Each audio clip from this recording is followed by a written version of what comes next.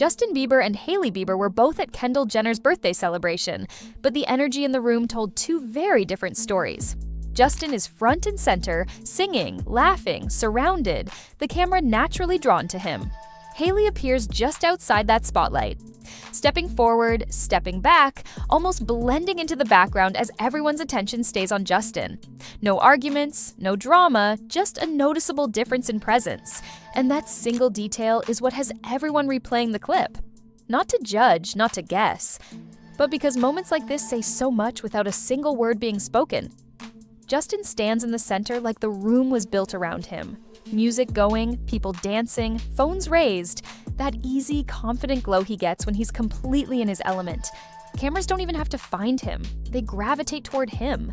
And right there, barely in the corner, Hailey moves in and out of the frame. Not dramatic, not forced, just noticeably separate. I caught how she leans in, hand brushing forward like she's about to step next to him, but the circle doesn't open. The laughter stays around Justin. The rhythm stays around Justin. The moment belongs to him. Hailey doesn't look upset. Her expression is soft, normal, but the space between them feels louder than any argument would. It's the kind of thing you only notice when you watch the clip twice.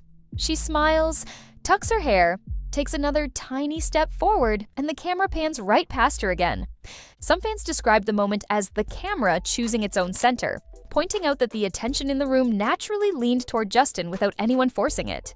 Another comment that gained traction said, Hailey kept trying to match the energy, but she felt like a background character in her own moment. These reactions weren't attacking either of them. They were reacting to how different levels of presence can read on screen. It's not a scandal. It's not a blow-up. It's a micro moment, the kind that says everything without saying anything. And I get why it has everyone analyzing the angle, the spacing, the body language. Sometimes silence is the part people replay the most. The party was supposed to be about Kendall, her milestone, her circle, her moment. The island setting was effortless. Soft lighting, ocean air, people laughing like they had nowhere else to be. But when Justin and Hailey leaned into each other in the center of the crowd, the atmosphere shifted just enough to be noticeable. Their closeness didn't feel spontaneous. It felt positioned. A gesture placed right where the cameras were already pointed. Justin looked relaxed, moving with the music like the night belonged to him. Hailey matched him, but not in rhythm, in visibility. I noticed how each touch, each lean, each shared glance seemed timed, almost as if the moment was being curated rather than lived. It didn't read as romance, it read as presentation. And while Kendall laughed with her friends just a few steps away, the attention wasn't following her. The conversation, the camera lenses, the crowd focus all pivoted subtly toward Justin and Hailey. Not because they tried loudly, but because the PDA sat in the room like a headline waiting to be screen recorded. The birthday was still happening, the celebration was still joyful, but the spotlight had quietly shifted. And I don't think it shifted by accident. Some viewers said the PDA felt like a scene, not a moment, pointing out how every movement seemed to acknowledge the cameras rather than the celebration. Another comment that spread quickly read, Kendall had a birthday, but Justin and Hailey had a performance. That observation didn't blame either of them, it simply highlighted how attention can shift when presence feels choreographed rather than natural. And that contrast didn't end with the party. Even surrounded by friends, even in a circle that looks tight from the outside, the energy around Hailey still felt slightly unaligned. Kendall and Kylie were right there. Same island, same music, same moments. But the togetherness looked more like proximity than connection. Everyone smiling, everyone posting, everyone in the same frame.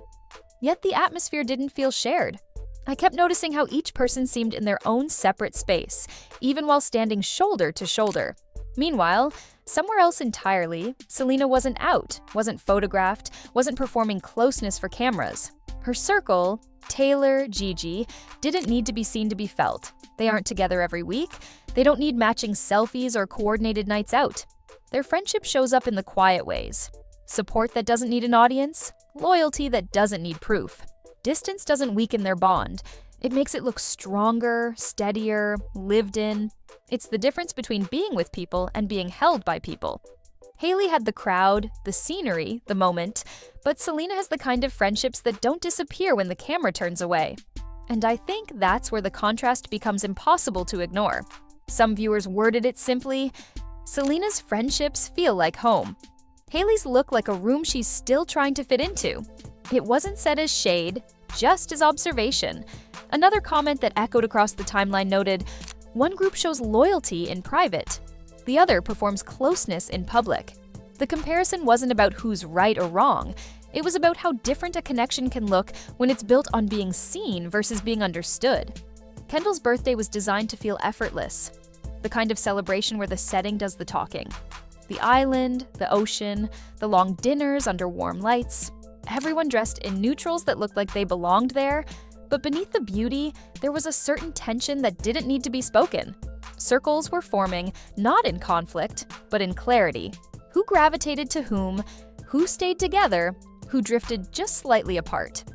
I noticed how people separated into small pockets, conversations happening in quiet clusters rather than all as one. Kendall floated between groups with ease, her presence calm, almost detached, like she was enjoying the moment without needing to hold it. Kylie stayed close, familiar, automatic. Hailey moved softly through the night, present but not anchored. Every time the music shifted or the crowd reshaped, she was adjusting, finding where to stand, who to stand near. It wasn't loud, it wasn't dramatic, just visible if you watched long enough. Meanwhile, Justin didn't have to find his place at all. The space formed around him, not intentionally, just naturally. And I think that difference is what made the night feel less like a shared celebration and more like parallel experiences happening in the same room. Some viewers described the atmosphere as everyone together, but everyone separate, pointing out that the celebration looked more like multiple small gatherings than one united group. Another comment that gained attention read, "Justin felt grounded." Hailey felt like she was still searching for a place to land. Not criticism, just observation of how energy moves differently through the same space. By the time clips from the night started circulating, the narrative had already written itself. The celebration wasn't remembered for Kendall's speeches, the ocean view, or even the fireworks. It was remembered for the moment the spotlight shifted. And it didn't shift loudly. It moved quietly, like something that was meant to be noticed without being announced.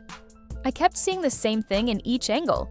Justin existing in the center, and Hailey making sure she was beside that center, even if the moment didn't naturally invite her there. It wasn't obvious in real time. It only became clear once the footage slowed down, replayed, clipped, and shared. A hand placed a little too carefully, a laugh held a little too long, movements matching Justin's instead of the rhythm of the room. It didn't feel romantic. It felt rehearsed, like something that needed to be seen to prove itself, rather than something that simply was. Meanwhile, Kendall was right there. The reason everyone had flown out, dressed up, shown up, but the spotlight didn't stay with her. And I think that's what left the strongest imprint. Not tension, not conflict, just the quiet realization that not everyone in the room was celebrating the same thing. Some viewers summed it up simply, the moment looked curated, not shared. They weren't criticizing affection, just noticing how the energy felt positioned instead of natural. Another comment put it more sharply. Kendall hosted the party, but Justin and Hailey hosted the attention. The night didn't divide the group. It just revealed where the spotlight naturally chooses to land. This shift in attention didn't happen in a vacuum. It reopened a conversation that has followed this group for years, the unspoken history between Justin and Kendall. Not a scandal, not a confession, just a memory the internet never forgot. There was a time when they moved with a certain closeness, when their dynamic looked familiar in a way that didn't need defining. And even though everyone involved has moved forward, that memory still lingers quietly in the background of moments like these. It's not about whether something happened, it's about how energy reads. Kendall has a way of moving around Justin that feels natural, light, unbothered, comfortable in silence. They don't perform around each other. They exist.